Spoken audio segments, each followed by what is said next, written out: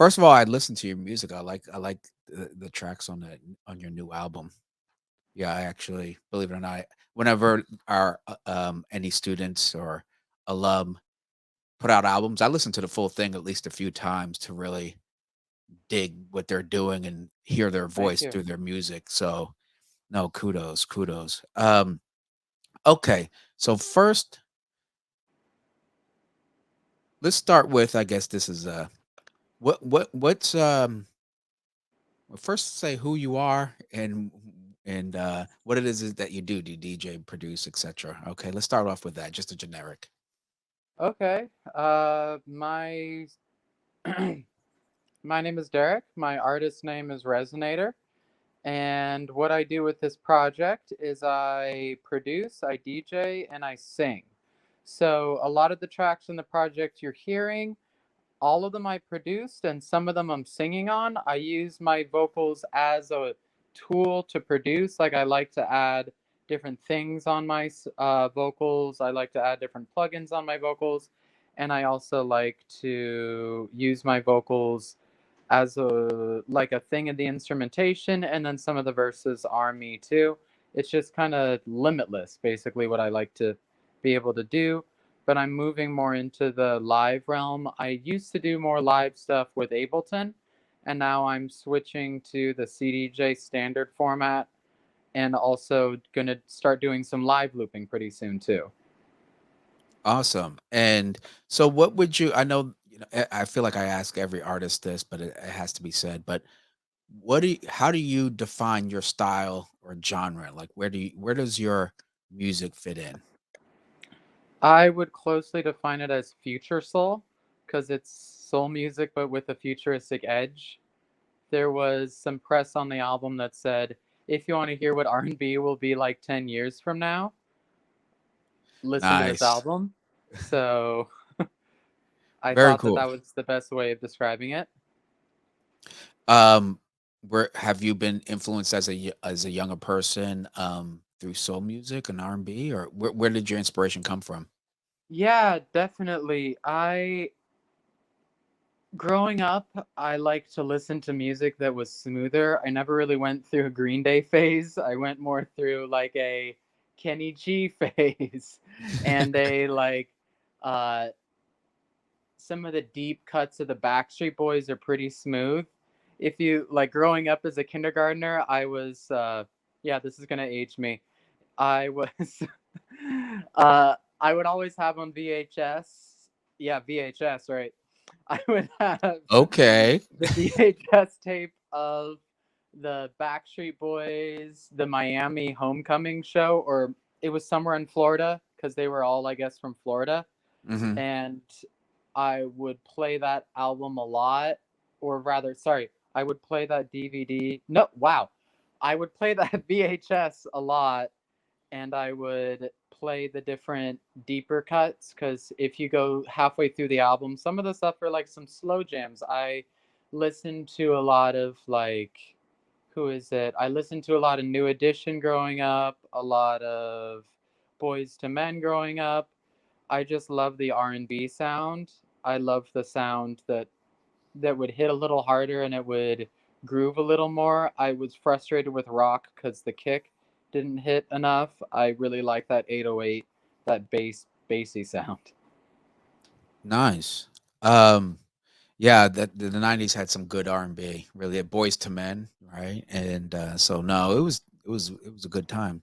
Um, Now let's talk about your time over here at Pyramind.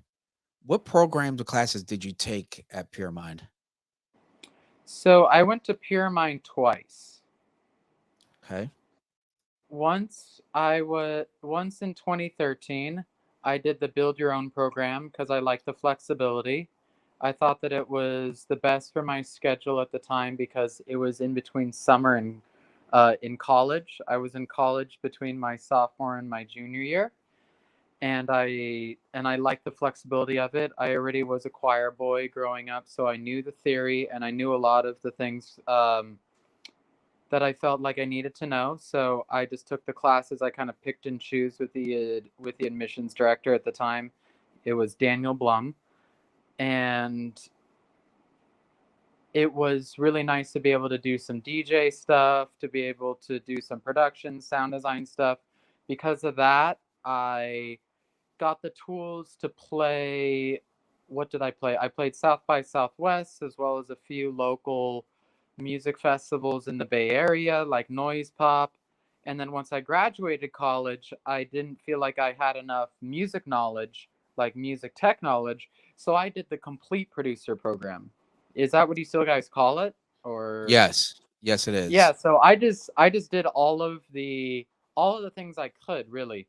I took all the classes I could because I wanted the knowledge to be able to succeed in every way possible that I could. So I did the mixing and mastering with Ableton with Will Marshall, which was a amazing class because just how he's able to break down sound design and mixing and being able to really, what I like about Pyramind instructors is that they like to cater the thing to you. They like to cater the knowledge to you. And what basically I found the thing that I really liked about Pyramind is they like to know what works. And if it doesn't work, they're Mm, not going to teach it to you. They're going to just teach you what exactly is the thing you need to know to succeed in your realm. They don't add any other bullshit. Like that was my biggest problem in college. They would, like conventional college, they would teach you all these other things that had no relevance to you. absolutely. And you're just sifting here, what nuggets of truth can you get from this? Because there's so much extra crap you have to do and learn and read. But the thing that I liked about a trade school like Pyramind is that they teach you only those little nuggets, and they give you a feast. Like you Mm. get a nugget feast there. Th- Yeah, I like. I've noticed that myself, and that's a huge benefit. You could spend time on the quality content, and then quickly get to doing what you want to do, which is make good music. Right? Um, Exactly. why did you choose to come to Pyramind specifically? I chose to come to Pyramind because originally I was looking for somewhere during the summer where I could just sink my teeth into music tech knowledge, just really envelop myself with that. That was back in 2013, where I just needed the knowledge right then and there. And I like that Pyramind was self immersive and I could really be there all day, create a community there physically, and make things happen for myself. And then I had such a good experience at the Build Your Own program that I decided to come back after college to be able to really finish what I had started. Now, what what were you up to prior to coming to Pure Mind? I know you touched a little bit on it earlier, but yeah, let's dive a little deep into that if possible.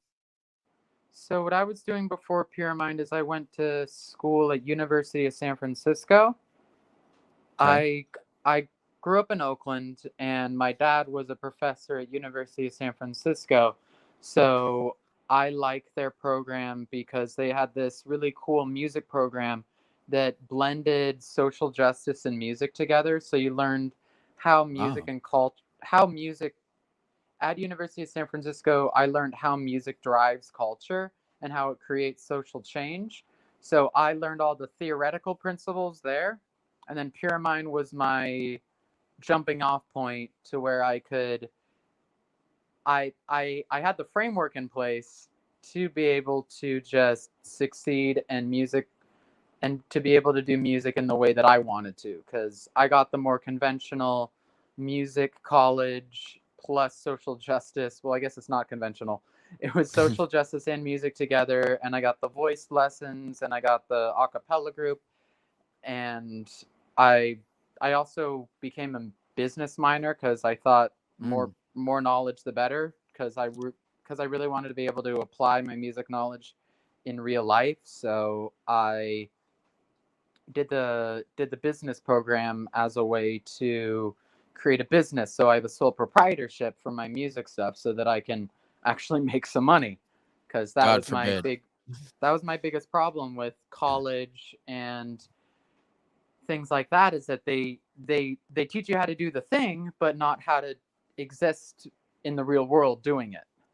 How has Pure Mind helped progress your career in your music production? They gave me the knowledge that I needed. Mm. They helped me produce. I was not a great producer when I started. I was classically trained as a vocalist. I did things that way, but I was not a great producer. So people like Matt Donner sat down with me and they helped me to be able to craft my sound. I have them to thank for developing my sound. I wanted something. I I I heard what I wanted back in 2014, or rather no, back in 2013. My friend, he's a really cool DJ out of the East Bay. His name's Bastion. He showed me the Selection label, and I just fucked with Selection really, really, really heavy. Am I able to swear on this podcast, or do you need to keep it clean? Because I I feel say like I go for it, naturally. and then I can bleep it later, and I'm sure Greg will let me No, know no, too. it's fine. I just won't then. So back in 2013, my DJ friend Bastion showed me the label Selection. And I knew that that was the sound that I wanted to go for, but I wanted to do something unique with it. So people like Kay Tronada, people like Carmack, people like Esta, I learned about them and I wanted to learn how to really create my own self through that. So Pure Mind helped me craft that sound to be able to do something unique with it and to be able to just really craft my sound choices. So I have Pure Mind to thank for being able to make my sound. And since graduating, they're still supportive of me. Like right now, I still hit up Matt Donner all the time for different things like, hey, what do you think about this album? Or I hit up Greg about things like when I went to NAM and South by Southwest, I Yeah, hung out with Greg and his crew. Like they're just all very supportive of what I'm doing, and they really believe in me. Like I can't vouch for anyone else, but I know that they believe in me and they believe in my success and they want to see me succeed. Like right now, I'm sitting down with you, and I graduated Pyramind in 2015. Like uh, we're still here. You're that's still right. supportive of me. Like it's really cool to be able to see that. Also, just to be able to network. Like there's something to be said for doing online classes, and if Hmm. that's how you learn, awesome. Good for you. But I like the physical aspect of being able to meet people in the flesh, to be able to see people in the flesh and be able to network with them. I feel like that has much more of a lasting impact And for me. uh what are some of your most memorable moments while in the complete producer program? Wow. There were a few going forward. There was just a few different things. Like we used to go out. I remember I went out with Taylor was his name. He was a sound design teacher, amazing sound designer, as Hmm. well as a few other people who were attending classes. And we went out to this bar and we had dinner and we had a few drinks and we hung out. And afterward, we went back to Pyramind and we just jammed for a few hours until like 2 or 3 in the morning. And we were applying all the knowledge that we used. Like some of us were DJing, some of us were playing on native instruments plugins, some of us were playing on Fab Filter, some of us were mixing live, some of us were singing. It was just really cool to be able to apply the knowledge and not have any agenda there. It was just really cool to Mm. be able to take what I was learning and just really run with it. Like we used to have this place called the Collab when we were on Folsom Street, and it was an ex DJ on one side, and it was a Native Instruments computer with that keyboard on the other side, and as well as some microphones. So we just used to jam there sometimes, and that was one of the most memorable times I had. Also, I remember the mixing for Pro Tools class, and I remember mixing for that. It was spatial audio sound, so we took this Halo game and we just ran with it we just mixed it to be able to create it in a space, and that was really cool. There was just a lot of cool times. Like I also remember remixing a song. We had this song for a Pro Tools class, and we were mixing it, and we would remix it. So this band came in called New Spell, and we remixed their song, and we added on these different layers. And I decided that I was gonna do my vocals because I love to take vocals and then just mangle them. I like to take raw recordings of vocals and just see what I can do with them. Like add a FabFilter plugin, add an isotope plugin, add all these voice mangling effects. So I really had fun with that project.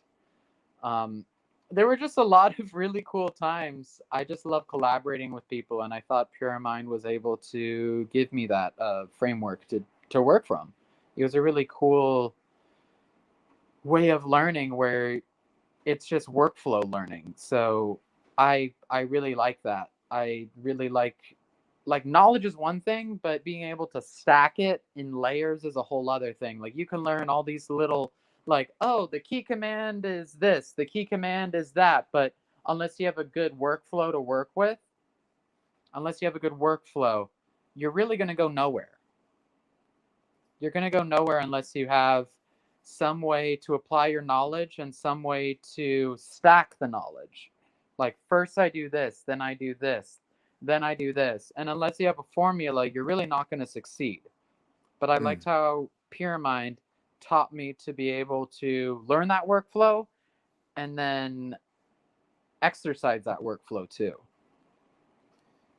Now, what was your most valuable takeaway from your experience here at Pyramind? Workflow. Is it workflow, workflow, workflow? Huh? I And I think mhm. that that's kind of the key, that you need that. Mm. You can't. A big takeaway that I learned was nighttime and daytime sessions. So nighttime sessions, oh shit. What was it? So nighttime sessions is when you write and when you create tools to work with. Daytime sessions is when you just mess around. So you gotta separate them. You gotta be able to separate them and see what works when.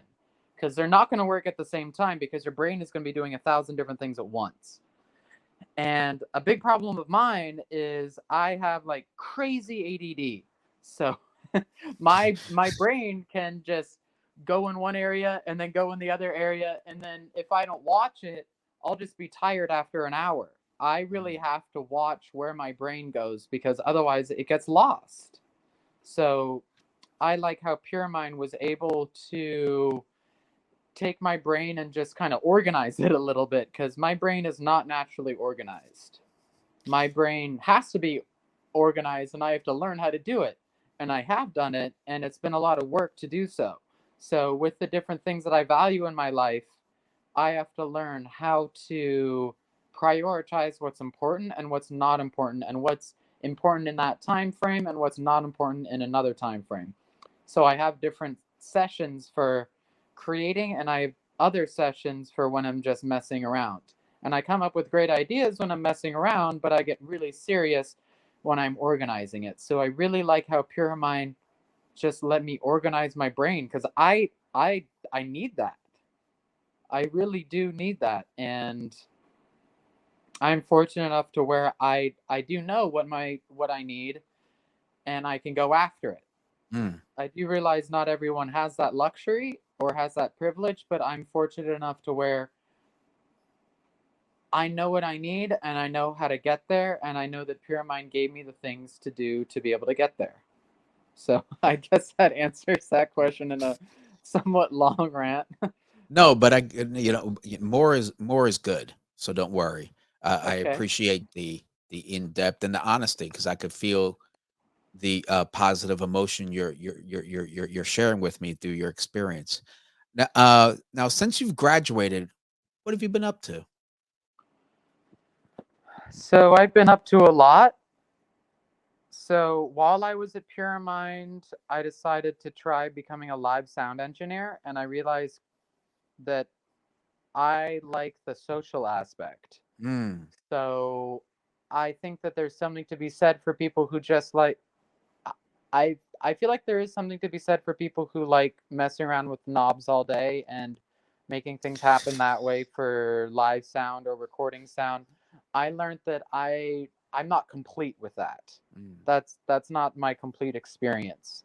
So I did work for a while at 1015 Folsom as a live sound engineer, and it was a really valuable experience. The big takeaways I had was how to how to navigate personalities. There were a lot of different personalities there, as well as at shows in general. So I learned how to navigate these personalities. Dials is a great guy. He puts on all the shows there, or most of the shows there. And also Cassidy Garcia over there. They helped me navigating the different personalities. Doing sound for people like Future was really cool. And there's a lot of personalities there. I remember just being the guy on the stage while his whole entourage was there was really cool. And I had to hand him the mic. And I'm just there while his whole entourage is like doing all these things on the stage. Right now, I do work at Guitar Center as well. I'm the top third or fourth salesman with sales. You know that those numbers change all the time, but right now, I switch between the top third and fourth salesman in the chain, and it's really cool to be able to do that because I get the social aspect from music as well as aspect from I get the social aspect from music tech, and I get to be able to give people the tools to succeed. I am also doing this. I live in Brooklyn right now in Bushwick. I live with my girlfriend, and I have a studio room. So I do a lot of freelance work on the side. I've done some sound design work for some of my friends' startups, and I do this album. So this is a Mhm. whole other thing that I do. I I'm distributing this album, and I'm also going to work on a second one. Like this was the chill album. The second one is going to be the trap album. So I have a lot of different. Nice. Yeah, I have like the next one is the bounce album. It's going to so the idea with here is that all of the Uh, stuff I started in San Francisco. Sorry. Wait, Derek. Before we get there, because I do have a section all about your album, Okay. and but I love where it's going because I really dig the energy I was getting from the album. So I apologize for cutting you off. No, no, no. That's fine. Please tell me. What is Um. real? I just want to ask some basic other questions. Then we're gonna jump right into your album because I want to make sure Cool. we Cool. talk about your Word. release and where you're going with that, especially when you're now talking about the second album coming out. Uh, what is some advice you can give to beginning producers or people who want to get into making music? Learn theory. Just straight up Mm, learn theory. There's workarounds for not learning theory, but if you can embody the chords and if you can embody the scales, it's so helpful to do because knowing that just having that in your toolkit is so powerful. Like a carpenter, they learn how to use a hammer. They learn how to use a screwdriver. So it's in your best interest to just learn theory. Also, learn basic waveforms, but don't learn so much sound design to where you don't know what to do with it. Sound design is really cool, but you can just get lost in so many different frequencies and so many different things going on is that you can just get lost mm, to where it's not human anymore. So just really try to humanize your music, especially if you're going to make electronic music, it has to be human in some elements. So what I've done to be able to do that is I always keep the sound design at an aspect to where I try to keep my sound design cool, but to a state where it's there for emotional impact. It's not just there to show off. My big frustration with a lot of electronic music is that it gets too mid-range heavy and it gets too heady. It gets too mm. lost in the ether that it has to be human, it has to be embodied in some way. So I like to take a lot of natural sound sources. I like to do a lot of sampling, my vocals, and also like West African percussion. or things rooted in the real world, it just has to have emotional impact. So you have to know how to embody it. It can't Okay. be so weird and out there. Or I mean, it can, but you're gonna lose a lot of your audience. You have to just embody what's in the real world, and it has to be always rooted in emotion and impact. Okay. What is something you wish you learned sooner when you first started your music career and education? I wish I learned structure sooner. I wish I learned how to structure songs better and to be able to structure them for maximum impact. So, just the 4, the 8 bar, the 16 bar, I got lost in being experimental for a little too long. So, after Pyramind, I decided to do a whole music study to where I studied some of my favorite producers and I really studied structure and what was in every measure and what choices they took. And I learned from that and I just went with that. So I really feel that I learned the structure part sooner and how to. A big takeaway is impact. It's getting your audience to feel something, and there's certain conventions there in place that are advantageous to you that other people have done before because you don't have to reinvent the wheel every single time.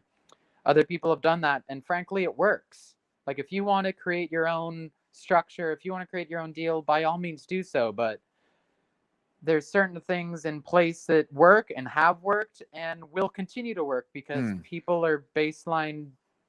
They're very basic. That you're creating music and you're releasing it because you want someone else to hear it.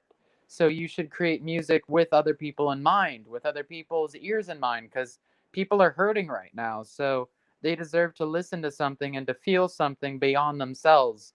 Music is amazing because it gets us into that realm beyond ourselves.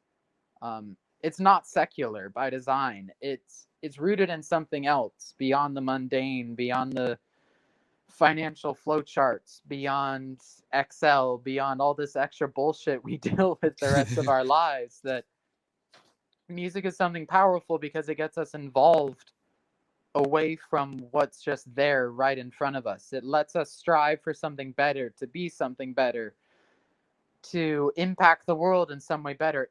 It's not going to do anything, but it's going to inspire other people to do something because it gets us into that mindset to where we can do more and where we can feel more.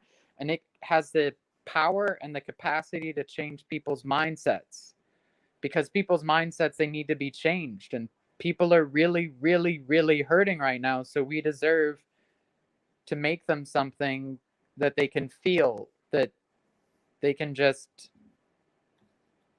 embody. And how do you think your career would have turned out differently if you didn't invest in your education?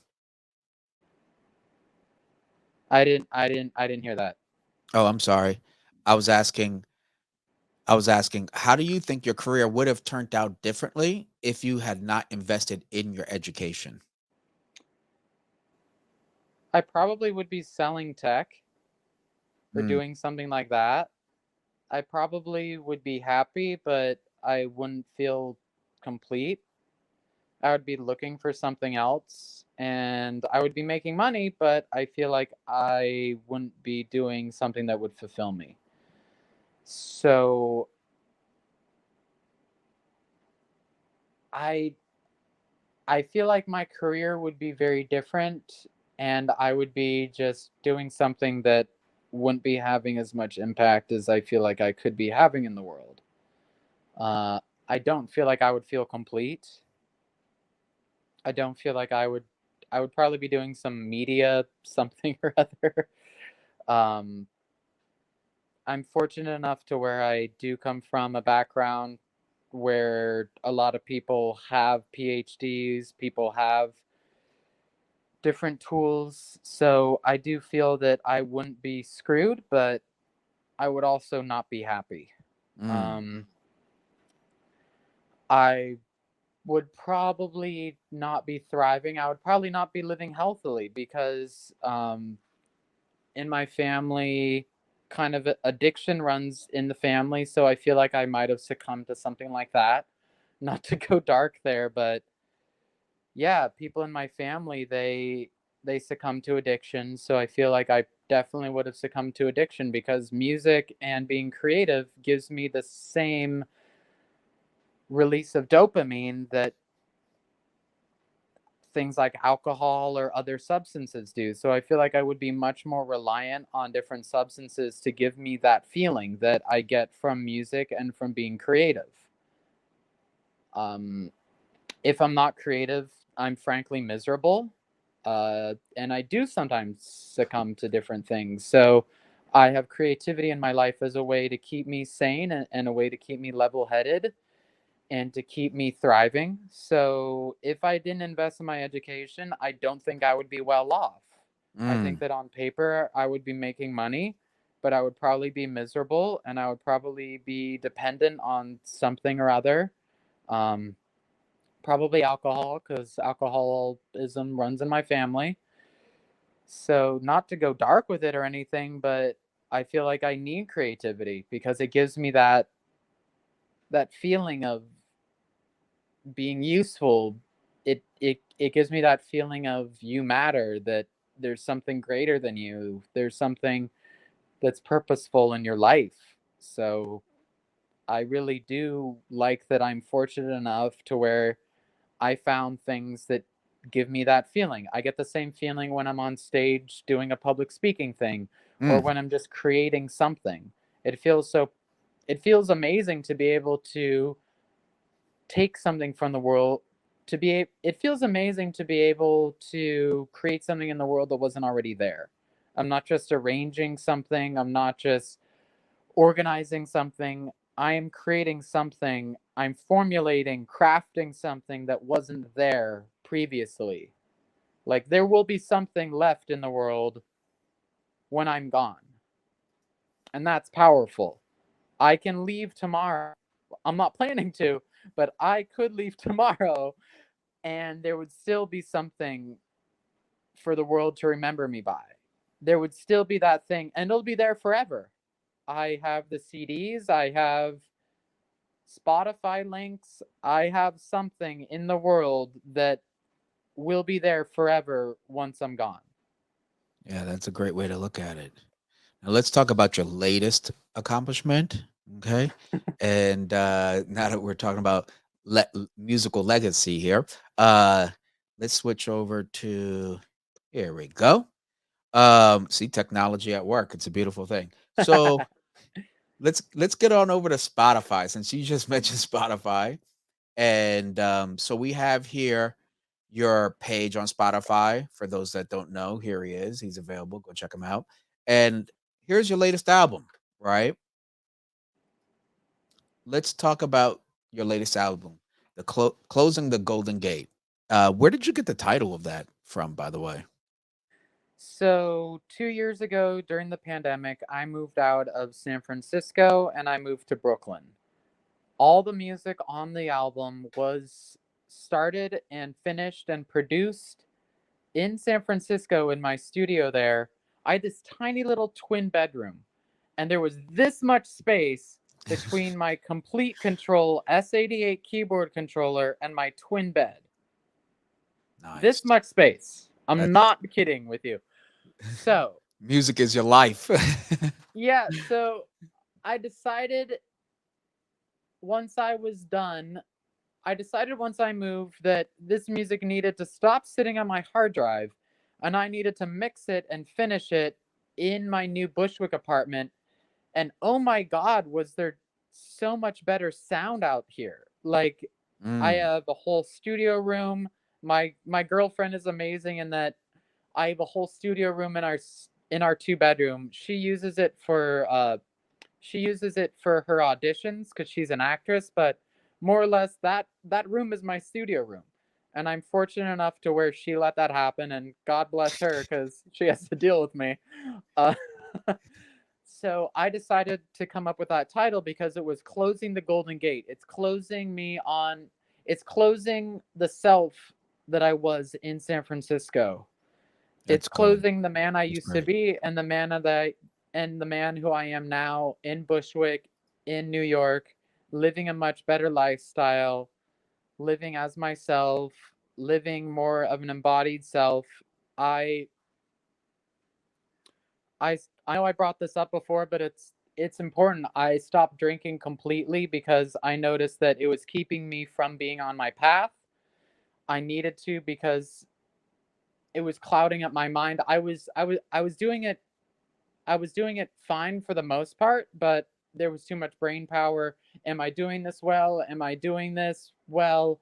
Am I doing too many? Like it would always be in the back of my brain. So quitting alcohol freed up my mind to focus on things like being creative. Like all of my mindset is more so now on being creative, on developing creative ideas and finishing sonic things and just freeing my mind up to who I can be and where I can go from here. So it's Now, also a sayonara to a, honestly addiction. Like I've beat a lot of things in my life. I quite frankly I beat alcoholism. I beat ADHD. I stopped AD during a retreat to in Ashland to Jackson Wellsprings. I decided to stop taking Adderall. So I've just kind of said goodbye to different things in my life to be able to free up my mind to focus on the things that are important. So the long answer is this album the the farewell letter to my birthright, to my birthplace, to Oakland, to San Francisco, to my upbringing, and being the person who I need to be. This album, if you've if you've heard the lyrics, there's a lot of things about being lost, about not knowing where to go from here, about not knowing how to be in the world. So I wanted to take the themes of the album and use them and relinquish them out of my own brain and into the world so that I can share these different things that I have, these different sonic ideas that I had, and to be able to make people feel something. well, first I have to say congratulations. Thank you. And clearly I could hear how empowered you feel having overcome those obstacles. And that's why I could barely even think about interrupting. But that no, but that helps dramatically to understand the title. So that's pretty powerful. Closing the Golden Gate. It's very metaphorical, especially hearing what you shared. Is there any song that resonates with you, or a certain special emotion that is evoked when you made it that we should know about? Repeat. Can you phrase that in a different way? Sure, What do like, you What is do you there mean? any okay, so you have 7 tracks here, right?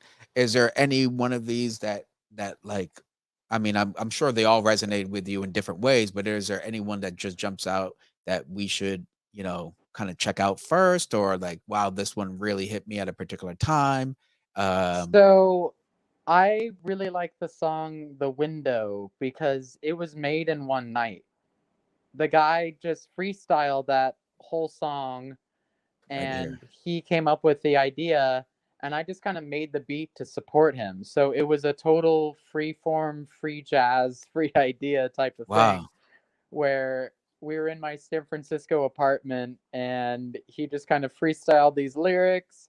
I made the beat in front of him.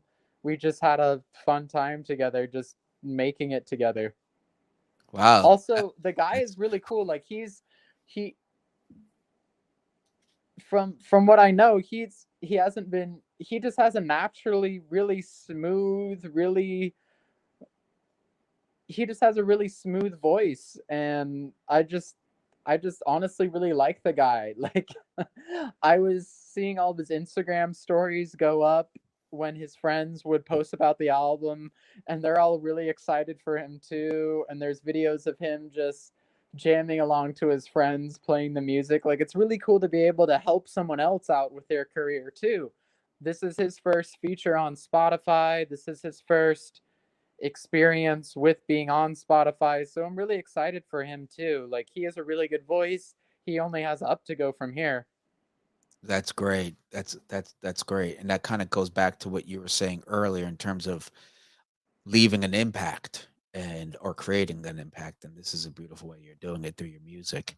Now, now that we're talking about, first of all, where is this album available aside from Spotify? It's available on all the album is available on all streaming platforms: Apple Music, Amazon, Tidal, if you do that. Also, we have CDs on different websites like Amazon. When it came out, we actually sold out Amazon, What? which was pretty Wow. cool because I don't know who's still buying CDs, quite frankly, but it's a cool collector's piece. My friend Paula, she did a really cool job with the design, with the CD design, as well as the album design. Like, the CD itself, if you've seen it, it looks really, really cool. Like, even if you don't listen to the CD, it's a cool little piece to have there. Yeah, It's a just on cool your little shelf or physical something. piece. Yeah. Yeah, I miss having music physically being there. Of course, I love the fact that we don't have to actually have crates to store it anymore. God forbid being a vinyl DJ back in the day. Yeah, yeah, I But know. I kind of miss the physical aspect of music, and I like the fact that we did CDs. I like the Fantastic. fact that you have something tangible that you can have there. Um, we might do vinyl if it does well, but right now it's just CDs. Well, So, with the awesome release of this album, you touched on it earlier, but let's get back into it. Um, what do you have planned next? so this was the light album. This was the chill album. Okay. Next, we have the trap album, the dark Okay. album, the Okay. album that has a lot of features. It's much more of a dance album. It's much more of a move your body album. It's a lot darker. So this album was chill. You can listen to it while you're relaxing with your friends. The next one is going to be kind of the yin and yang. The next one is going to be the opposite. It's going to be dark. It's going to reflect kind of where the world is at right now. It's like I listen to songs and I'm working on it. And I'm like, yeah, we're here right now. The world is kind of at this frequency right now. So I wanted to follow it up with something that felt much more true to where the world is right now. That this first album is to help you escape. Mm. It's to help you feel something that's higher. The next album is like meeting you right where you're at. It's darker. Also, I want to show people that I can do something else. It's not just I'm this R&B guy. I feel like I've been releasing R&B songs since about like 2016, 2017. I started really hitting the stride with my friend Atosa in 2018. So I wanted to create something different to show people that I can do something different. I can do party songs. I can do songs that are rooted in the nitty gritty of life. So that's what this next album is going to be. It's going to have a lot more features. It's going to have a lot more fun things in the works. A lot. But this album, I really feel like people need something right now to help them escape. And the next one is to kind of help them right where they're at. And um, shoot, I'm so sorry. Now, with that said, what since we're talking about impact, I keep referring back to it just because that resonated with me with what you said. What producers, while establishing your voice, your musical voice, was it was impactful on you? Back in 2013, my friend Bastian showed me the label Selection, and that really hit with me. Back in 2011, I was listening to a lot of dubstep, but I was still listening to a lot of R&B and a lot of hip hop too. And I thought that there has to be somewhere where all of these worlds collide. So I started listening to Mr. Carmack. I sold him a few different DJ controllers. Really nice guy. He's shorter than I thought he would be, but really, really cool guy. I also listened to a lot of Esta, a lot of K Tronada. K Tronada just really helped me out with this R&B album, just being able to have real world sounds, also to be able to focus on sound design. I like that I can blend all of those together and that other people are doing it. I think that there's something to be said for being innovative, but there's also something to be said for hearing people who are already doing things that are successful too. And I like that K Tronada is able to do that. Also, I like the fact that he's uh he's like coming out as like he's also like a it's cool to be able to see people just authentically be themselves. For I'm not part of the queer community, but it's amazing to be able to see people just authentically be themselves. There's something to be said for that. Like I feel like more people just need to be who they are. Like you just like the fact that I mean, it's not what am I trying to say? Being able to just hear someone and have someone be able to be authentically themselves is so powerful. Like he's black, he's queer, he makes party songs, like he's just fucking cool. He's able to just hit the ground running, like he just is authentically himself. Esta is another person who I listen to a lot. Another person too, he's a San Francisco local. Well, now he lives in LA, but Mikos Dagaud. He's another person who really impacted my sound. He's also a friend of mine. He's really, really cool guy, really friendly, really just. He's also a person who's authentically himself. He's just. um, Masego too. I did sound from Masego when I was working at 1015, and he's another person just authentically being themselves. Like if you hear his skits and his interludes during his album, he is that Yeah. guy. Like Ah. doing his sound. He just authentically is that person that he has in his interludes in his album. Another person who I sample a lot and who I will sample in this hip hop album is Decap. Oh. I actually met him at a Pyramind event before I was a student there. I went to a presentation of his where he was showcasing the push and different Ableton workflows. I met him there and we've hung out a few times. We had lunch a few times where he helped me with different career aspirations that I had. He's another person very rooted in frequencies, very rooted in having impact. He's an incredible person. Like I'm fortunate enough to where I know how to get out there and just meet people, and I've met a lot of the people who have impacted my sound. Um, Mm. I was fortunate enough to meet. Uh, yeah, I met Decap. I met Mikos. I met Carmack.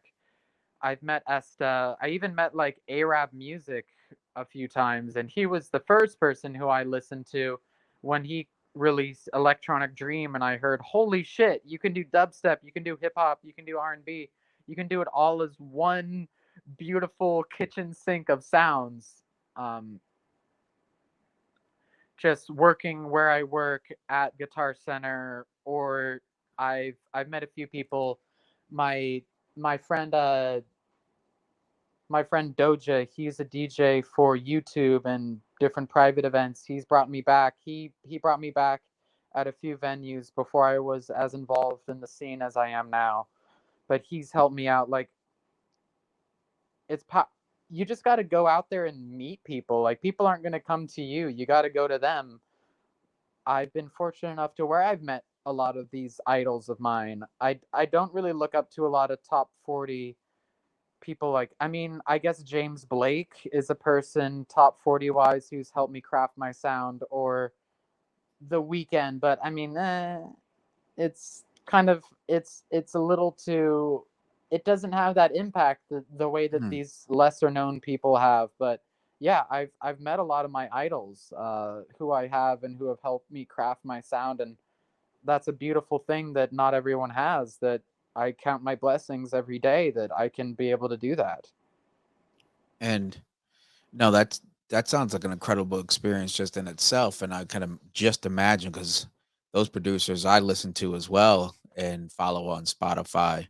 And I'm not a producer, but I just enjoy their individuality and through their sound. And that's pretty amazing. That's pretty awesome. Now that you mention that, when go back and listen, I bet I can. Yeah. Anyway, I'm going to be listening for those. Yeah, my friend, I showed him, he's involved in the beatboxing scene, and I met him at South by, and he was telling me we were at this R&B night at this club called New Blue. If you live in New York and you don't know about New Blue or the Producer Mondays, go. Like, it's really really cool.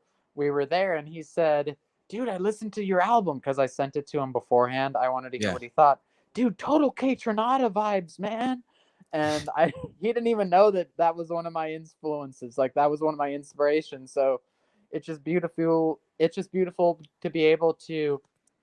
I think it's important as a producer to have different influences and to have something to work from.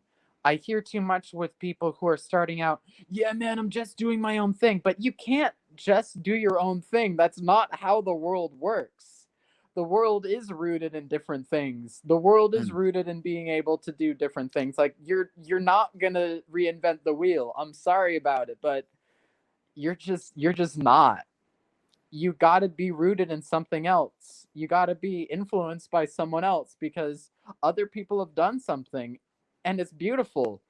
But you can do something different, but you got to root it in something. You got to have it coming from somewhere, because otherwise your music's going to be just, it's not going to connect with people. mm, You got to root it, you got to root it in something to be able to connect with people. You can create something new from that, but you got to do your own thing, but have it coming from somewhere. It has to mm. come from somewhere. It has to. People have been doing music for thousands of years. It was the first thing we did. We communicated. We used to believe. Well, I mean, I still do believe this. You can channel spirits with different drum rhythms. Like Condemblay believed that. Like, you would play different things on the conga, and it Yeah. would conjure up an orisha. Like, that's amazing. We've been believing that for thousands of years, and I still believe that. I do integrate different rhythms into my music because I do think that it can conjure different spirits. And you got to be watchful of that, cuz it can conjure the wrong spirits. But not to sound too out there, but I mean, I guess I am. I was raised by hippies. I continue to listen to them. Like, shit, listen to your parents. I continue to listen to my hippie parents, and yeah, you just got to root it in something. Now we covered a lot here, and honestly, I've learned a lot more, not just about who you are, but what influenced you. And to me, uh, listening to your music, just I'm going to go back to the word you use because I really it resonated with me. Is it I does like your word choice too. yeah I think that's Resonate. resonate. Oh, thank you, brother.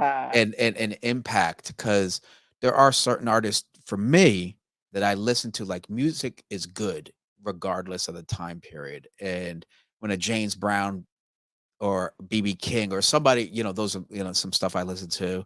And or Pete Rock drops a track from when he was with Pete Rock and CL Smooth back in the 90s. Like something music, I don't care how many decades, it's just phenomenal.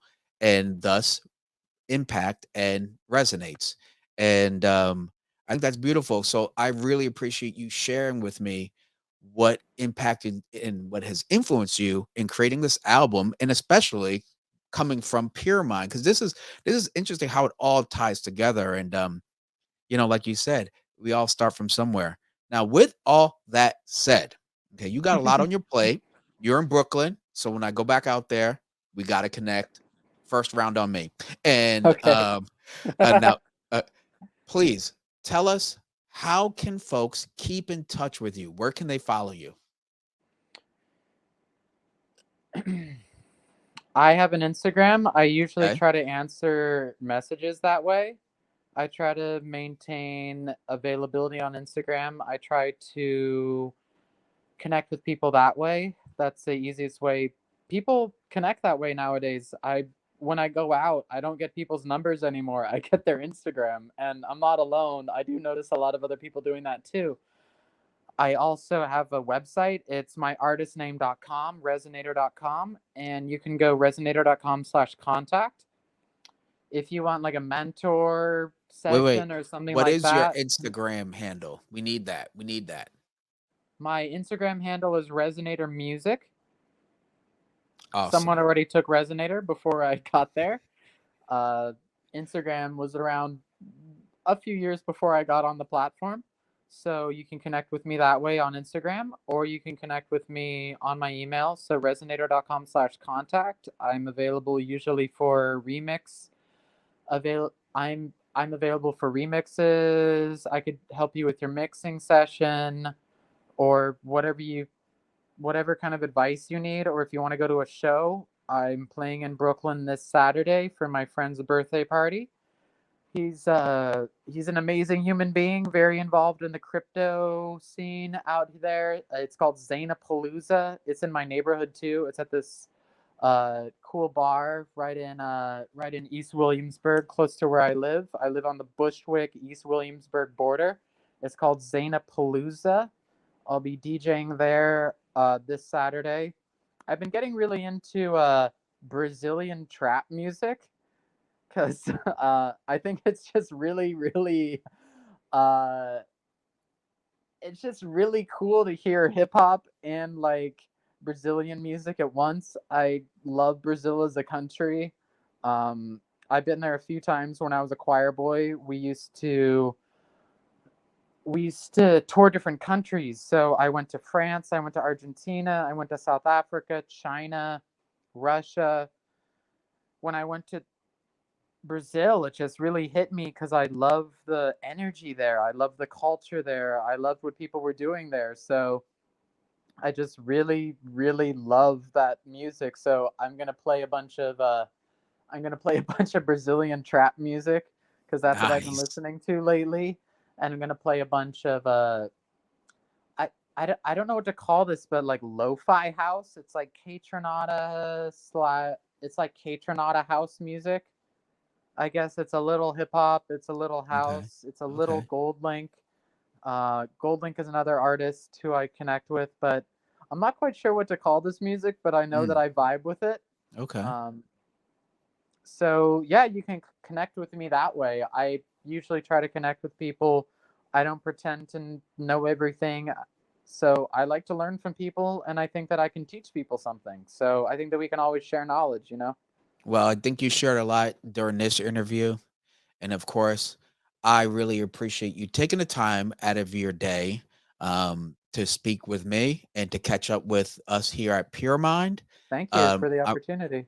I'm really glad that not only have you benefited from attending Pure Mind, but you continue to evolve and to how can I say grow as an individual and as a music artist. So kudos to you. I'm really Thank you. happy for your success. And of course, here at Pure Mind, we wish you nothing but the best. So thank you very much. And of course, we'll be connecting soon. Until then, I hope you have an awesome day. You too. Thank you, man. Have a Thank you. great day. Thank you for the opportunity. Of course. Take care. Cheers, bud. Goodbye.